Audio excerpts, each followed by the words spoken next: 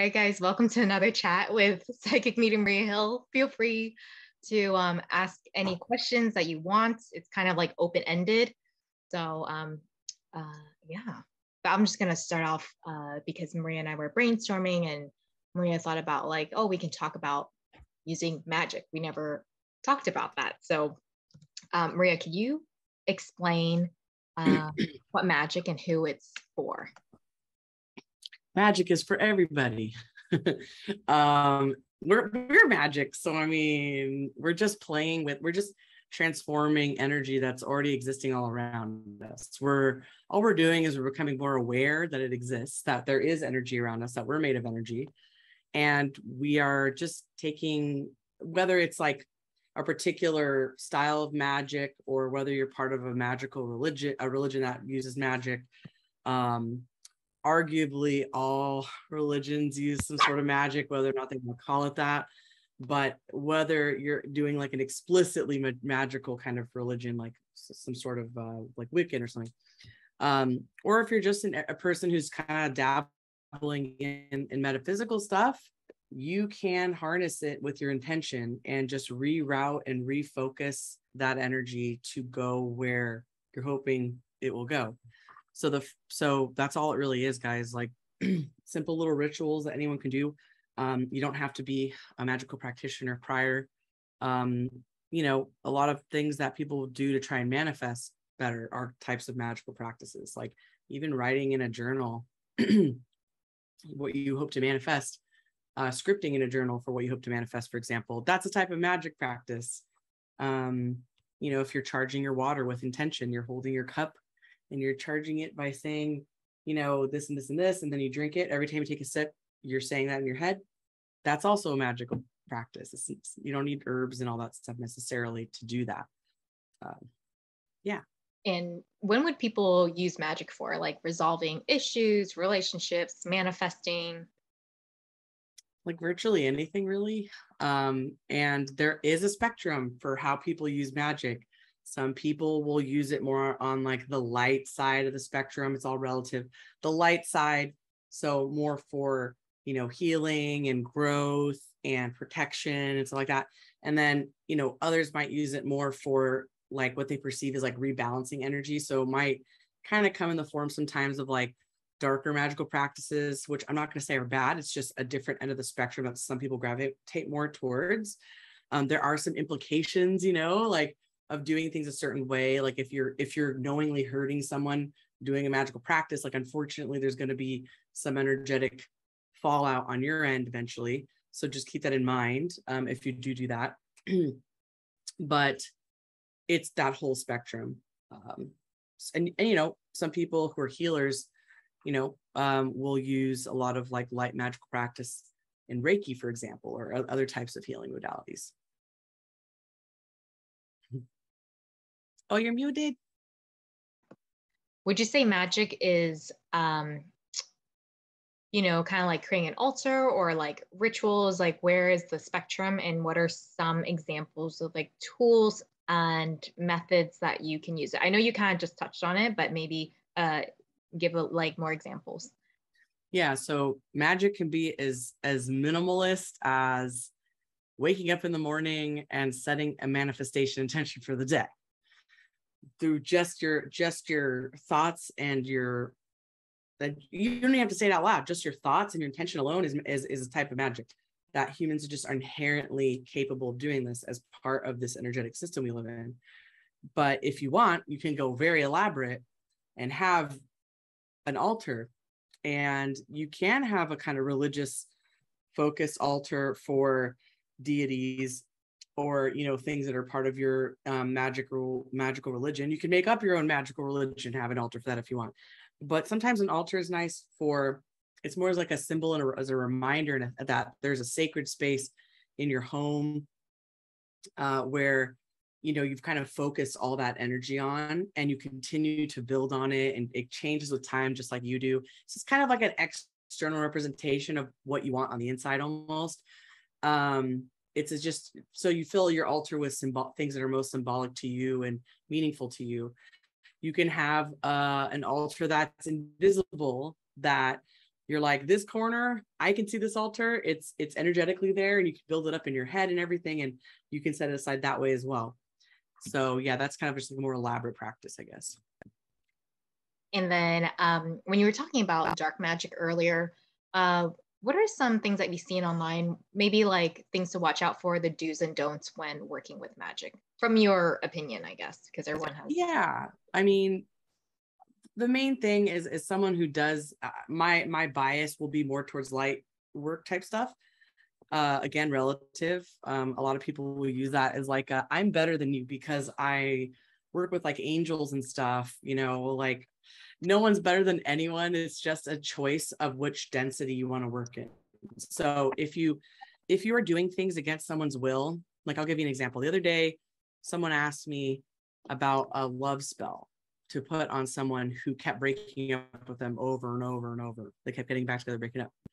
They wanted to kind of get back at this person by doing this love spell that would make them fall in love with them so that they could know how hard it is to like fall in love with someone and then be ditched. Essentially, they wanted revenge.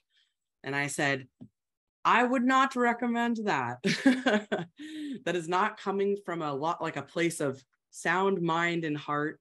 Is not coming from a place of good intentions. It's not, and you're willing to harm someone with against their will without them consenting to be a part of your magical practice in order for your own ends and your own kind of, you know, it's as much as it's terrible what they went through, it is a selfish act at the end of the day. So yes, you can use magic to hurt people. We use our words to hurt people. It's very similar, you know, like your words can come back to bite you. Words and actions can come back to bite you.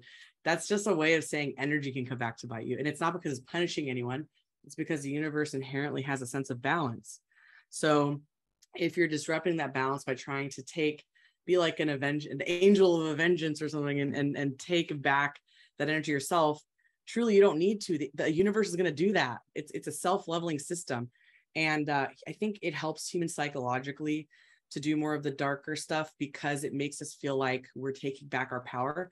So for some people, I've heard people make great arguments for using dark magic. That's like helping victims get back, like victims of horrific stuff, get back their power. Like I get that. Like it's a type of, you know, ritual thing to symbolize that. But unfortunately, it does still leave it still leaves a negative balance. So, you know, the universe will balance that back out again. Just keep that in mind. So as long as you are doing it from the kindness of your heart, good, out of something positive, mostly just focus on yourself. Focus on yourself at first and what you want in your life, and make sure it's from a place of light. And then later on, if you really want to dabble in the other side, you know, just know there's a lot to learn and to understand if you're going to do that. Monakia writes, free will can't be disturbed. And Annie asks, does working with deities, angels, ancestors add an extra oomph to manifesting faster? Yes. So Monica says free will can't be disturbed. This is the thing. And this is the complicated part, right? So free will cannot, right? This is true.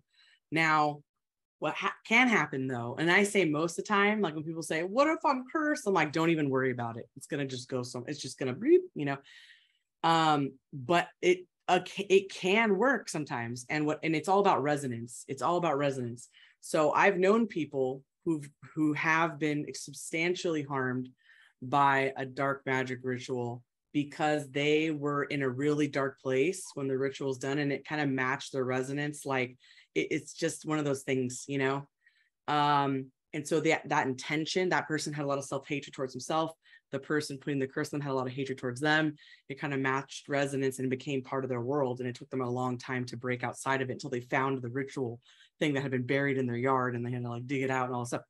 So, you know, it can happen. But the vast majority of the time, if you don't give that stuff two thoughts, it doesn't really have as much power over you.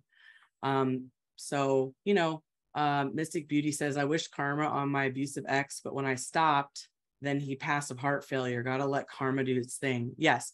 And it's a really, you know, honestly, it's sad anytime someone dies. I mean, maybe it might be a relief to some even, but it's just like, you know, a life has, you know, passed on. But that person's time was up, whether or not we want it to be or not. Like, there is a universal clock that's ticking for all of us and for different events that happen. And sometimes some people are supposed to experience those lessons. So maybe it's not that their free will is being overwritten when a curse does work on them. It's that that's an experience their soul, you know, did need to have in this life, you know, just for a certain lesson. So that's why it's not always this clean, easy thing to explain, because we all have different contracts here. Annie says, do working with deities, angels, ancestors add extra oomph to manifesting faster? Yeah, like there's a lot of practitioners that will tell you yes. And I think honestly, the reason why is because you're acknowledging the divine and they're there to help us, and they're always there. But there might be a particular ancestor that's like, oh, I've been waiting for you to say something, you know, and they finally are like, okay, because you're entering in this relationship with me now I can really do my work with you. Because, you know, they have restrictions too. If, you know, if you're supposed to kind of learn the lesson of reaching out and empowering yourself, they can't sit here and reach out first. They got to wait for that opening of that door, and then they can join in sometimes. So it's, again, different for everyone, but it can make things faster. Like I work with Archangel Michael like a ton, and let me tell you, like when called upon in a proper manner, like definitely see some results. So yeah, go for it, Train. Jordan, go for it. I see your hand raised.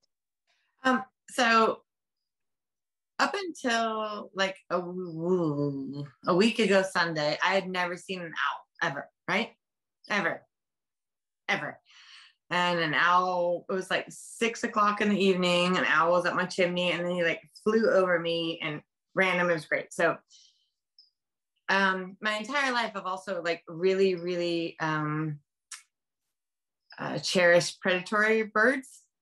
Like anytime they've come to me and I see them, or I pass under them, or they fly over me, whatever my mindset is, it's like, okay, we good. Like, it's just, I can change my mindset. I'm very spiritual in the sense of Native American. My mother and my father are very two different tribes. So like, it's just always been a very big thing in my life, and not everybody believes it, and that's fine. But like, so I've had hawks come to me during this divorce that I'm going through the yucky, abusive shut. And like, it was really interesting that he came to me, and then he came to me, or she came to me. I figured out she's a girl. She's a great owl, horned owl. And she's come to me, gosh, like 5 days, but it's so beautiful, and it's all in the mornings. And then today I got home and I got a shitty thing from my attorney, but actually it wasn't shitty. It just actually wasn't shitty. It's all, I'm actually really empowered in the moment, which is really great. But I hate that getting an email from my attorney rattles me so much.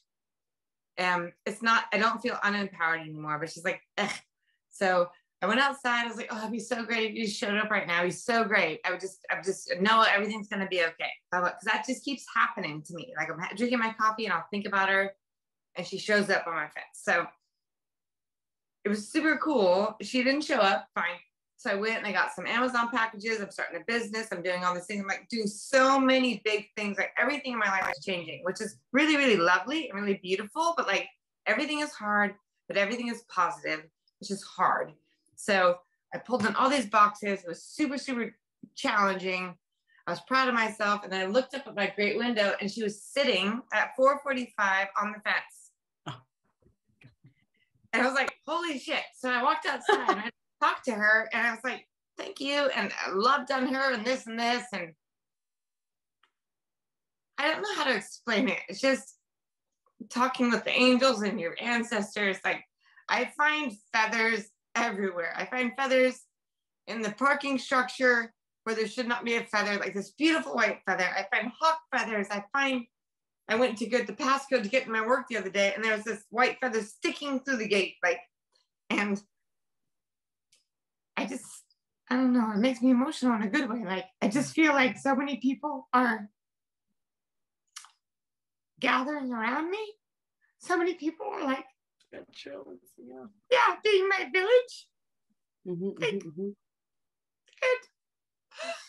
And and everybody believes it. That's fine. But it's like the most overwhelming, most comforting thing. And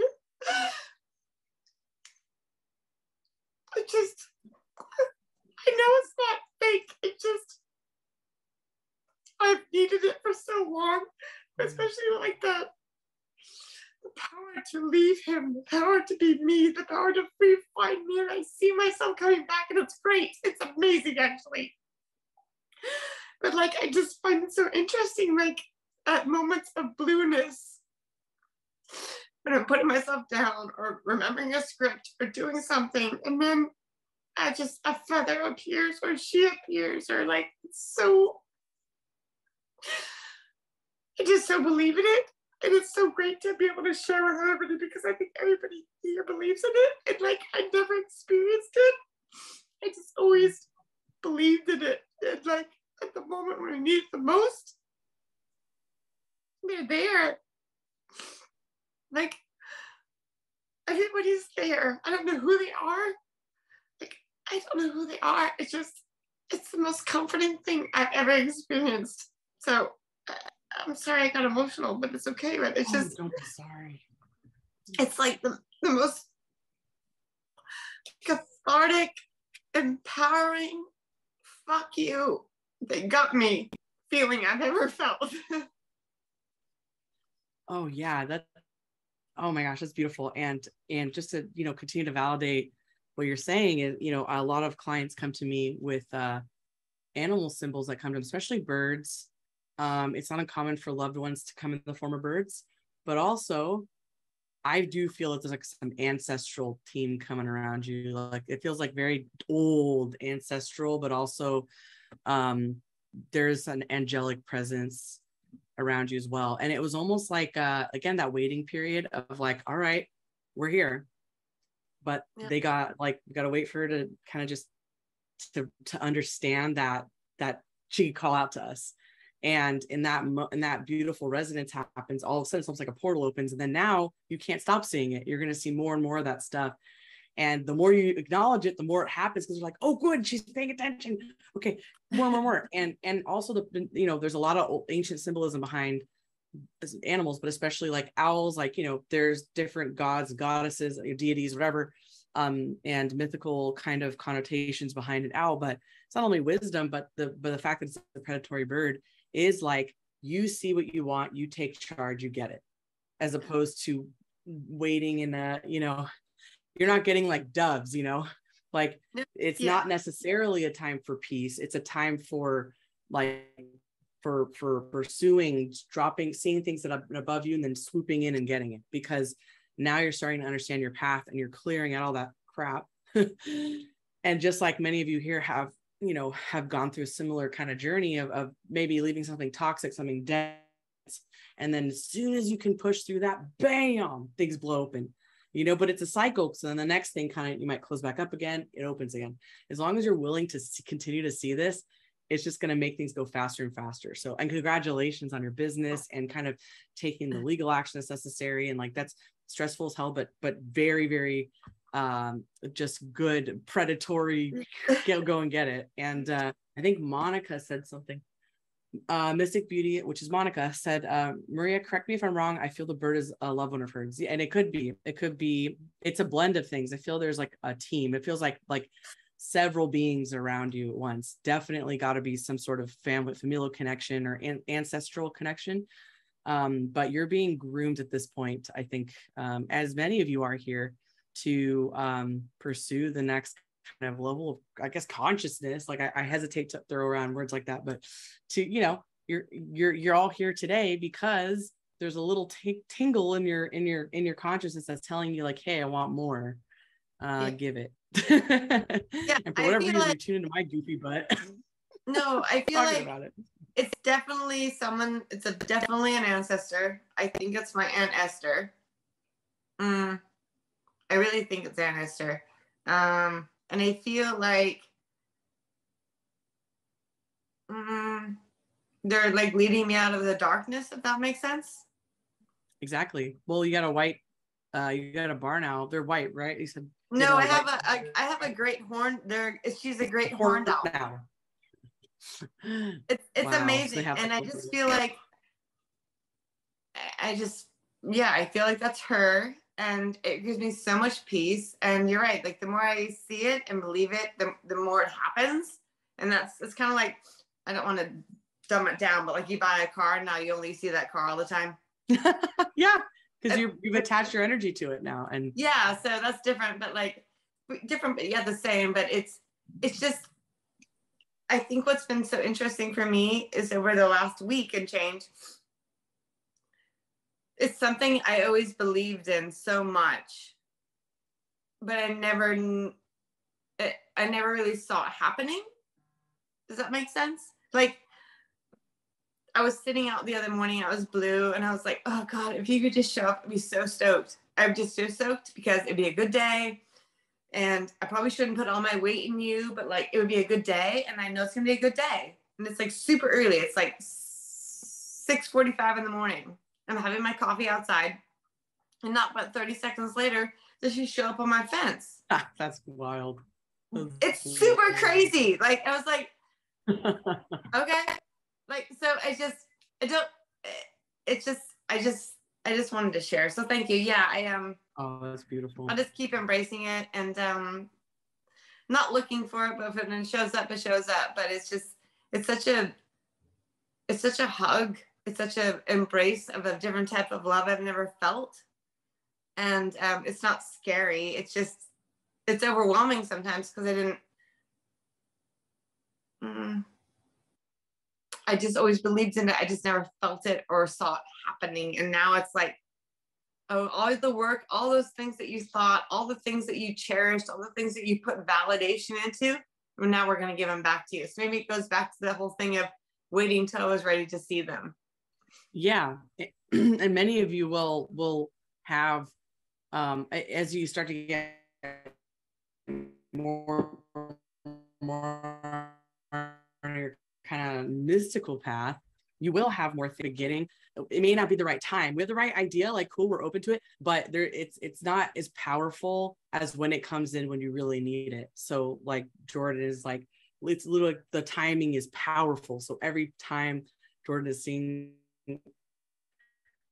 these beautiful beings coming visiting her, it's pretty much like tied into what her being needs at that time.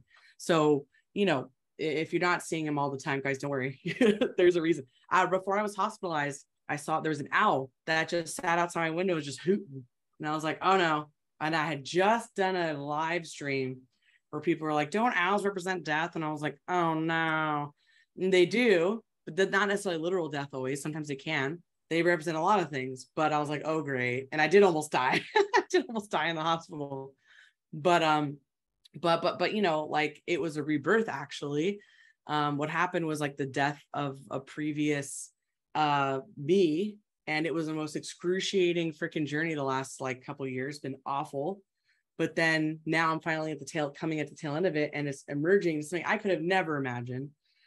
But dang, it was a death, so that death, when we say things represent death, in magic and mysticism and stuff, like it's a lot of times it's quite metaphorical, or it's symbolizing kind of more like the season of fall, you know what I mean? To prepare us for winter, and then that spring comes and we start to regrow again. So I would think of it more like that, like a season thing. I love when you said it's like autumn, turning the tide that's another great way to look at it. Monica, you have your hand up and we'll get to your question. I promise, Annie and Leslie. Go ahead, Monica. Okay. So with the hawk and the bird, I really am thinking it's like your whole feminine energy team of ancestors, like all the women in your ancestral tribe is that bird. Like they're reminding you of all the strength that you had, telling you basically to step into your power. I don't feel that it's one loved one. I feel like Maria was saying it's like a group of them, but I definitely feel like it's for sure the feminine side of your ancestral team, because right now I think you are really struggling kind of stepping into your power. And I think that's what they're trying to do, is they're trying to show you that strength and that power that you have. Stop smiling at me. I see you, Maria, smiling. But at the same time, birds, like Maria is saying, birds bring crazy messages. And I think I had spoke about it in Maria's live that I had an old Kmart here that a young 18-year-old girl, her life was taken from her behind it. And literally from that moment, the whole building was covered in crows. And I felt that was her, like her disgruntled, upset energy was those crows, you know. And I think since then she's kind of made peace and passed on because the birds are gone, but it's like the whole building was covered. Birds are intense. I am afraid of birds, but they're intense. But yeah, that's what I just needed to say that. Like, I feel like it's a whole feminine team that's looking out for her that she needs. So I'm gonna mute myself again. Okay. Yes, agreed to all that, Monica. Monica's a very talented psychic medium as well. If any of you want to ever check out her TikTok. So thank you so much for that, Monica. And then who's next? Annie. Is it Annie? Yeah. Seals. What do seals symbolize? In a dream, I was in a very calm blue water with the crap ton of seals all around. So I can only tell you what I feel intuitively about seals. I actually have never thought to look up a seal, like research seal mythology or anything. I do think they're hilarious, but seals, I think, represent the sense of they're the balance between the elements of water and earth. And the thing is that seals like to be in the water, but they also like to sun themselves out on rocks, and that's the element of earth. And you could also argue fire too, because the sun, they're out there because of the sun. So they're kind of this triad. They kind of represent this potentially like a triad of elements. And water is intuition and also our emotions, sensitivity. And, you know, you always see like the iceberg charts when they're talking about like psychology or whatever. There's like some psychology analogy with the freaking iceberg. And then the iceberg is like under the water, really, mostly the bulk of it. And I think that, you know, when the seal is in the water, you can think of it as exploring the depths of your consciousness, your psychic abilities. Maybe it's calling to you, but also to come out and ground yourself. Because what happens when we really dive into our, you know, trying to open up our consciousness really quickly when we're doing all the stuff that we're doing here, sometimes we go too fast, we forget to ground ourselves, we get a little wonky, we get a little loopy, we get a little ungrounded, we're chaotic, we can't think straight. And so I think, you know, who knows, maybe seals like to come ground themselves like on the rocks and feel the sun again. So perhaps it's some sort of analogy to that. But I'm now gonna look up seals after this because now I have to know what ancient civilizations thought. But if that resonates with you, take it. If not, you know, leave it behind. Very cool question. Oh, and since this is actually tied into it, Monica elaborated on seals. So before we go to the next question, might as well say this excerpt. So Monica says, since ancient times, seals were always considered powerful totem spirit animals. They're symbolic for good luck, especially some historic cultures from all over the world. Other seal meanings are closely tied to dreams, emotion, strength, protection, movement. Ah, cool. Thanks, Monica. There you go. Okay. Very, very cool. Leslie asks, what are some signs of psychic abilities in spirit contacting you via dreams? Oh, and then correction, spirit contacting you via dreams, not the other way around. Okay. So some signs of psychic abilities. Okay, so two-part question. One is sometimes psychic abilities are sometimes it's having dreams that are premonitions that come true at a later time. Or it can even happen, you could even have premonitions while you're awake, like minding your own business, and you get a flash and then something might happen right after that or shortly after. You know, if you get like a lot of tingles, if you don't have any kind of like weird condition that would cause this, and you get like tingles in your body a lot and stuff, could be clairsentient. That means you could be feeling energy with your body and through your body's senses. Clairvoyant, you know, you might be seeing stuff in your mind's eye where you're getting visions, you're getting symbols, colors, words. I mean, it could be really anything visual in your mind's eye, but also some psychics do see things with their physical eyes, including auras, but you can also see that in your mind as well. Those are just a few of them. Clairaudience, might hear things in your ears. Sometimes you get ringing. Not everyone thinks that that's a psychic ability. And then as far as like dreams, getting contacted by spirits, you know, if you're hoping to get contacted by spirits in your sleep, you know, you can always put the intention out there that you hope to connect with them through dreams. Now, you may not get an instant response because of several different things. One, you know, your resonance has to be in the right place. It's not necessarily easy for them to come from like a super high dimension and then to contact you coherently through your physical body, like, and then in your dreams. And, you know, your dreams have different vibrations too. So sometimes, you know, it's hard for them to wiggle in there and to get into a dream that actually makes sense. So sometimes they might plug themselves into a dream and it's kind of like bizarre, like it makes no sense, and they just pop in and you're like, this is a post-apocalyptic dream. What are you doing here, Grandpa? And he's like, just saying hi. You know, like you might potentially have that because they do have to sometimes wiggle into dreams. But I would say don't put too much pressure on it, you know, because putting pressure and expectation does kind of clench down your energy, doesn't make it open. So say, you know what, it would be wonderful to be visited by so-and-so or any of my ancestors or my, you know, whatever. Create that kind of permission. And then with time, you know, see if it happens. Meditation can help with this too. Like if you're meditating, you can even try and see them during a meditation. And the more you practice, the more you're kind of training your energy to be able to go in these other dimensions and kind of meet up with them outside of the third dimension. If that makes sense. And Leslie, I'm going to put in the chat right here our blog page on our website, and there's some posts and articles where we touch also on psychic abilities too. Catherine asks, I occasionally have this thing happen in between being asleep and being awake, where I know I'm in between two states and I can hear like a group of people talking. And I'm always wanting to be able to hear more clearly what they're saying, but I can't. Are you more likely to be able to communicate with your team on the other side in the state? Okay, so really cool. This is an experience that a lot of kind of sensitive people experience at some point or another, or have reported to me and others. I want to start off by saying you're always communicating with your team, like constantly. But if you mean like in your physical kind of in your because you're communicating with them energetically, your higher self is communicating with them, you're communicating with them subconsciously.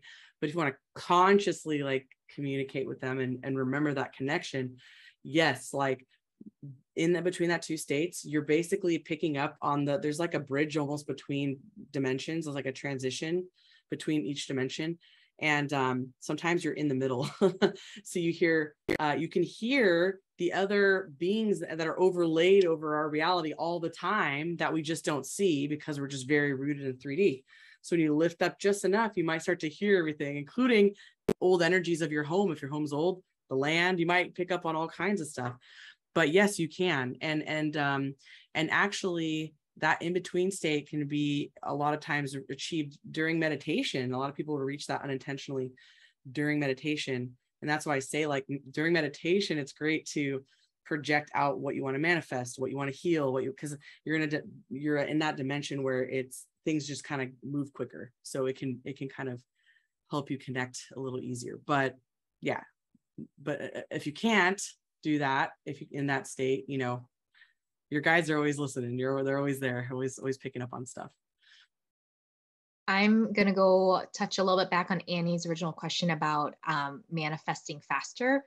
Can anyone manifest? And this is kind of like a 2-3 part question, right? So it's like, if so, why am I not manifesting? And how do I know if I'm not meant to manifest something? You know how we want, like, I don't know, win the lottery or this and that, but isn't there like how do you know if this is something like you shouldn't ask for because it's probably something you're not meant to have? Or do you just say, I want everything? Well, sometimes we don't know until we try. This is what Trang and I kind of have talked about this a lot over the years, because we see a lot of misinterpretation around manifestation being like this magic bullet, and that like someone might be quote unquote good at manifesting, and then they're like, I'm going to become a manifestation coach. But what they're missing is the whole thing about the individual's journey. That just a technique does not guarantee anyone is going to be able to get that same thing, because your lessons are very different. Your DNA is different, you know, your style is different, your whole consciousness is different. And if someone's meant to, this is like the weirdest example, but if someone is like, comes into this life to be a freaking fighter pilot, but they, you know, watch a manifestation video and they're like, oh, you know, I want to go live in the woods. And they somehow keep getting drawn back to that other path. You know, they're like, why is my manifestations working? You know, it's like, well, you're supposed to do something with that other path that you said you were going to do, that you agreed to do when you came down here, but forgot. And that you being in that role is going to do this for these other people who are also waiting for you to get on your path so that they can get on their path, and it goes on and on and on. So I think the problem with manifestation coaches and crap is like this, it's very it's like such a capitalistic like view on something that we cannot put in that kind of a box. It's beyond our comprehension. But what we can start to understand is that, you know, look at your life. What are you being drawn to? What is inside of you that you feel drawn to repeatedly, even when you try to run away from it? Maybe that's what you need to lean into. And when you start leaning into manifesting those things more, that's where it starts to feel like magic. So look at your life, look at where you feel your heart is drawing you to. Worst case, you'll be shown if you're not meant to go there. You'll definitely be shown at some point. So don't fear it. Just enjoy the journey and the ups and downs as much as you can and learn. I remember one of the it was like a random, when we were like channeling grandpa, like not even on for YouTube, just I was just asking him this, and he said, ask to manifest for what's for your path. But now my question is, Maria, what do you think? For example, if we were to say, come out of this Zoom session and being like, I want to manifest, but how do you recommend us to ask the universe for, do you know what I'm saying? Like, yeah. I would like this. Do we go more vague, or like, I would like abundance, like really just vague instead of I want a car, a house. Like I'm trying to figure out like, what is the right way to ask from the universe? Yeah, you could start simple and kind of a big category and say, you know, this is, I'm at this point in my life, this is what I'm seeking. Like I want to have peace in my heart. Like, how can I find that peace in my heart? I ask that, or I have peace in my heart. I'm experiencing, remember, because you have to say it as if it's there already. That part is pretty right on, I will say, from manifestation techniques. But and call in your angels, call in your guides, say, I would love to, I'm ready to experience peace in my heart. I will be guided to the experiences that teach me this and show me this. And then maybe as you start, then you go, okay, the universe goes, okay, puts you on that path. Now, maybe part of that is, oh, I met this amazing person who teaches this yoga class, and they coincidentally teach about peace in your heart. That's so wild. You'll see, there'll be so many synchronicities. You're like, okay, I got to keep going on this. And then as you dive deeper, Oh, Monica, go ahead. Are you saying something? I think that might have been oops. Oh, an oopsie. Okay. Yeah. So basically, the further deeper you go in, the more granular it gets. You know, because like when you look at the ocean and the beach, you just the beach is just, the sand is just, it just kind of looks like a blob, right? But then you get a little closer, like, okay, there's something going on here. I'm starting to see some sticks in there, and then once you stick your hands in the sand, you see that it's tiny little grains, and those tiny little grains are what you end up discovering after you start off at the beach. But you got to get to the beach first before you start, digging your hands. So, and if you notice, each grain of sand has a different like little color, little texture, and all. They're all individual. So those are the different little pieces of that kind of manifestation journey to discovering your path here more and more. So just be patient, because it needs to be uncovered like that in order for you to get all the experiences you're meant to. That was such a good simile of going like, get to the beach first and then work from there. Because usually we just go to the sand and be like, I want this. Marissa asks, I have spirits come to me at night, but not really during the day, but they wake me up sometimes. How do I get them to come more during the day? It's a bit scary sometimes. Oh my gosh. For years, I asked myself the same question, Marissa. I was like, why do they bug me at night? In the daytime, it's like radio silence. I don't see anything. And I asked many mediums this before I became a medium, because I didn't believe I was a medium because of that.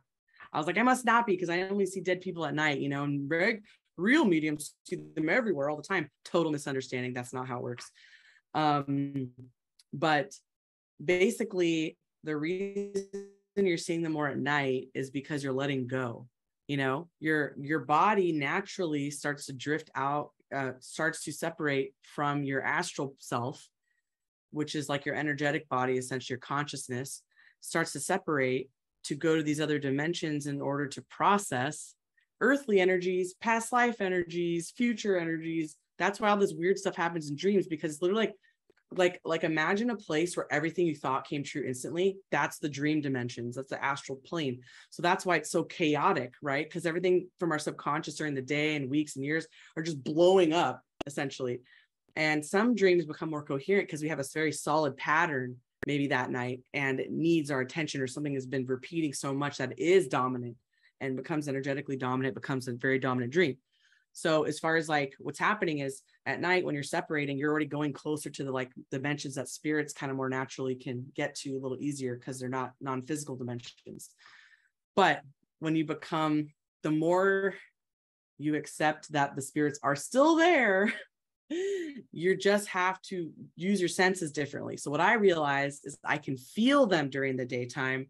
I feel them on my body. They touch me, they tingle me.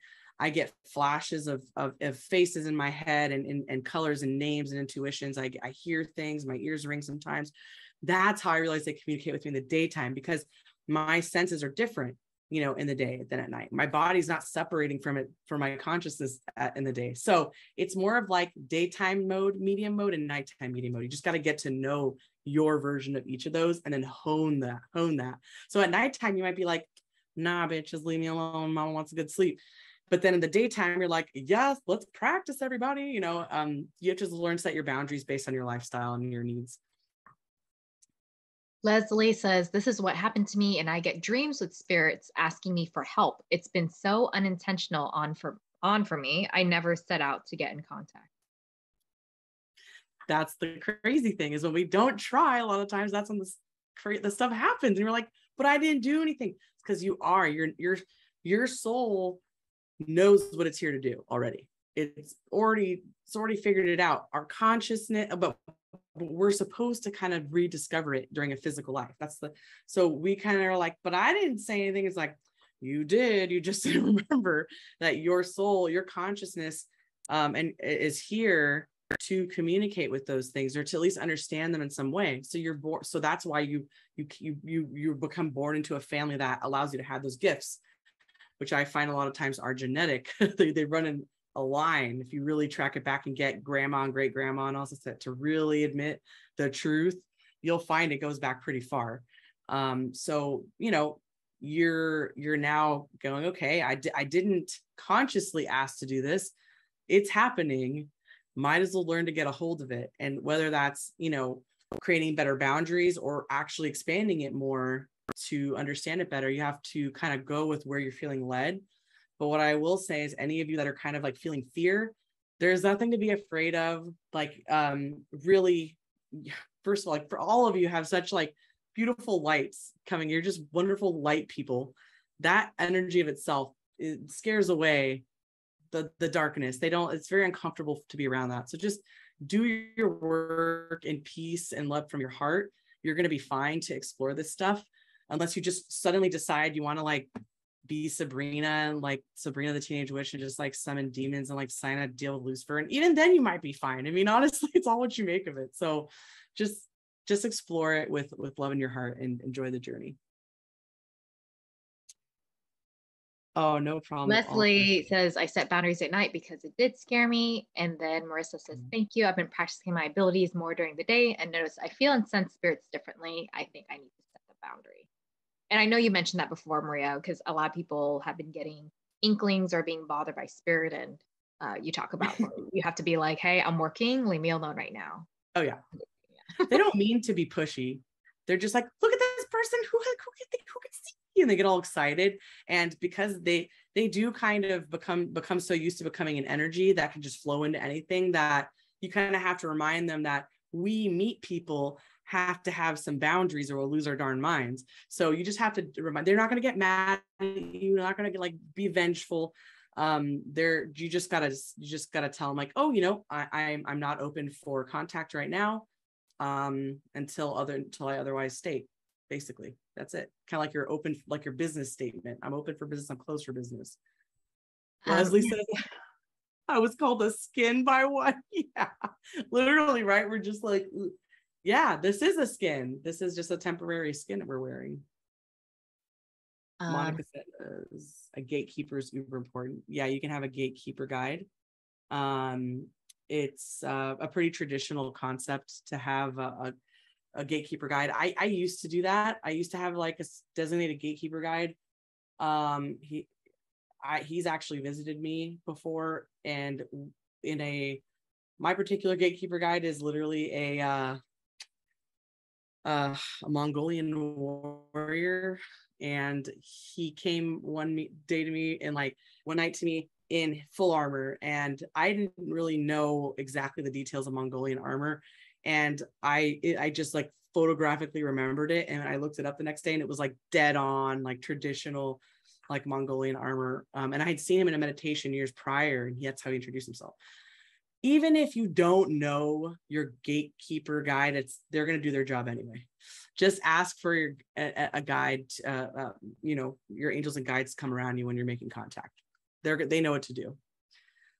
Annie here asks, can you touch on astral projection? I'm going to ask instead actually also the difference between lucid dreaming and astral projection. In my opinion, they're the same thing. It's been years and years of me comparing them, and I'm like, guys, I think they're the same. Like when you describe the experience, like lucid dreaming, like I'm awake and I'm flying and I could see myself do things and I could tell myself to do things. Lucid dreaming. Metaphysical people are like, I can see myself doing things and I can tell. I was like, that's lucid. Okay, but that's their lucid dreaming. So I think it's the same thing. It's like metaphysical peeps call it astral travel, and scientific, like psychologically based people call it lucid dreaming. We all do it at some point. Sometimes you remember it, sometimes we don't. And I think the big mistake is that people think that only some people can do it, or that you have to train to do it.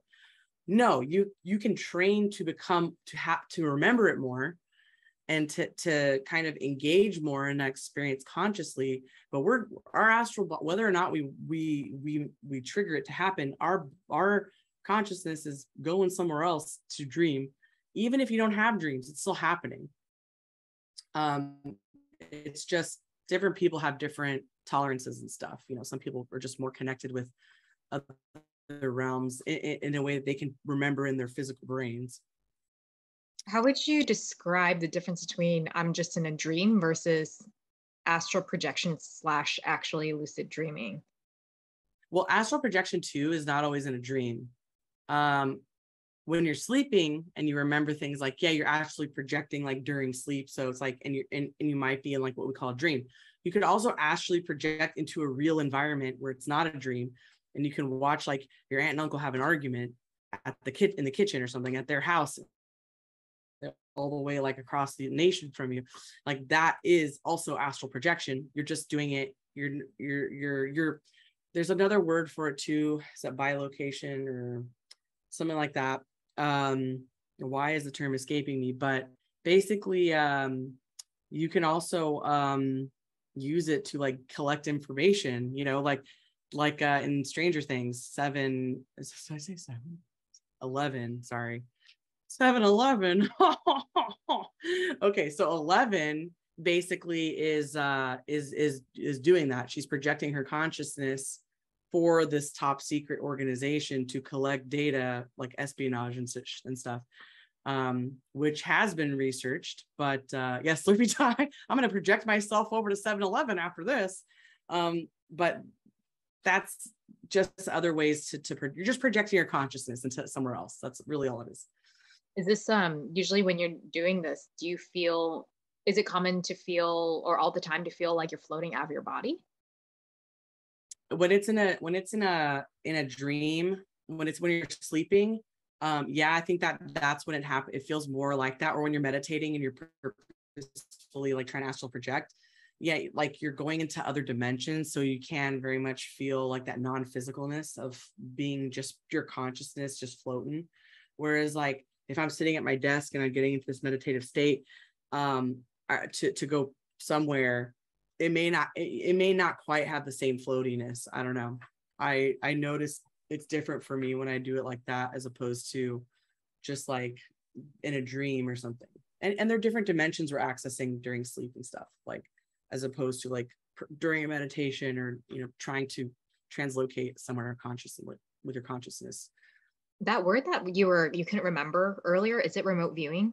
Thank you. Marissa mentioned it. I was like, I know that word. It's like watching over something. Yeah. Oh my God, there it is. It's just different types of projecting your consciousness in different situations. So whether you're sleeping or meditating, or you're a spy and you're conducting espionage with your consciousness, that is, you're just using your energy essentially. I'm sorry. Oh, I just noticed it's 8. What do we got towards the we have I have 1, 2, 3. I have 3 questions left here from the community here. Why would a soul or a person want to astral project to a different dimension? Oh, there's lots of reasons. We do it like every night, and that's because there's only so much we can access consciously, most people, during our everyday lives here in the 3rd dimension, these physical bodies. We're supposed to kind of be focused on 3D energies here. It's actually kind of unhealthy for us to be. I've seen a lot of spiritual people go, they want to be awake in the 3rd dimension, but actually be somewhere else, and they just turn into like a little off. You know, they get kind of mentally ill over time. So when we're sleeping, it's our chance for our body to rest and our consciousness to kind of offload and process everything, because it's unhealthy for us to keep that all in. It's a very complex interlocking system of like this physical meat suit plus this complex eternal consciousness. And so it's our way of our body also, because our consciousness also stores information from our body. So it's a way for our consciousness to go to this more high performing dimension that moves a lot faster, is more abstract, to be able to tell us things about what's going on in our body, what's going on in our life. Maybe it's subtle things that we've picked up intuitively that we're ignoring. It's basically like almost like an audit that happens every night. And you know, it even if we don't remember our dreams, we're still being communicated with. We're still gathering information in these dimensions that are a little more easy to play things out in, like a hologram almost. All right. This one, very common. Ashley is asking this, very common question we get. The older I get, the more I become naturally connected to my gifts. Is this a thing? And why? Yeah. So a lot of it has to do with coming into your own as who you are as a person, and letting go of the programs that were kind of forced on you when we grow up. Even the most open-minded parents, they still kind of have to program you to a certain extent just to get you to participate in the system and be able to go to school and do all this stuff. So there's like not everyone goes through this, by the way. Some people like to just stay in that program forever because it's easier, they think. But those of us who want to kind of open up a little more will go through kind of like a shedding process. And with that, you start to realize who you more are on an authentically you level. What's someone else? What's you? What's been put on you? And what do you truly want? And therefore, when you get more in alignment with yourself, you do start opening up your natural abilities. Your consciousness does expand. You are starting to access higher dimensional knowledge. And that's why things get stronger, because you're not blocking them out anymore with like your programming from when you're younger. And before we answer the last question for the night, I just want to make an announcement that we also have I put in the chat link that we have future events. So September, we also have a guided meditation, also how to write your own guided meditation. So whatever you're going through, you can create your own custom meditation for whatever you need. And then also for those who have kids, or parents that have maybe sensitive or psychic kids, Maria will be teaching how to help ground themselves, and then also how to support your psychic child as well. So, and we also have the Happy Healing Club, which is our membership, which has a lot of behind the scenes and happy hours and workshops and classes, and also courses we offer, and Shadow Work Healing Journal that we launched this year. All right. So Vanessa asks, what can you do about the body sensations? I find that I can't see anything, but I feel a lot of sensations, especially in certain places, tingles, head pressure, etc. When I do communicate it is in dreams. Yeah. So I have another client that is always like, the clairsentience. That's what it's called when you're feeling sensations in your body. It's like psychic feeling. It's like, the sensations are overwhelming, like to the point where some people find it crippling, and you can moderate them. You can kind of put them in their place a bit, but really it's pattern finding. So you got to put like your analytical hat on for this and start to take note over time of what are the things that you notice it triggers certain feelings. So for me, I started to notice when I would get like, we'll say before a reading, sometimes a day or two before a reading, I might start getting like pain in my heart, like stabbing pain, like, ooh, I feel like I'm having a heart attack. And then 2 days later, when I'm doing my mediumship reading, spirit comes in, died of a heart attack. And I'm like, oh, you were just hovering around me, giving me your heart attack for 2 days. Thanks, bro.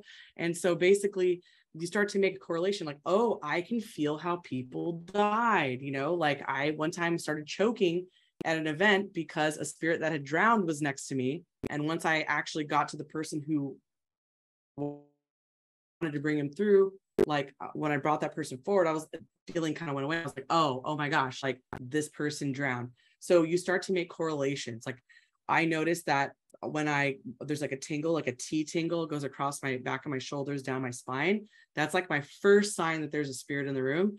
Like, and when they get excited, I notice they tingle my whole body. So it's starting to match up other gifts and other intuitions, and maybe you're clairvoyant and you kind of just know things, and the knowing goes with a certain feeling. So it takes time. So be patient, take notes mentally or physical notes, and eventually you'll start to create a system that you can translate all those feelings with. Awesome. Well, thank you. We went over time. Maria needs to go. Should probably get some rest and go to sleep. So, but I just want to say thank you guys all for coming so much. Check out our other events. There's some ones that are paid, some that are free.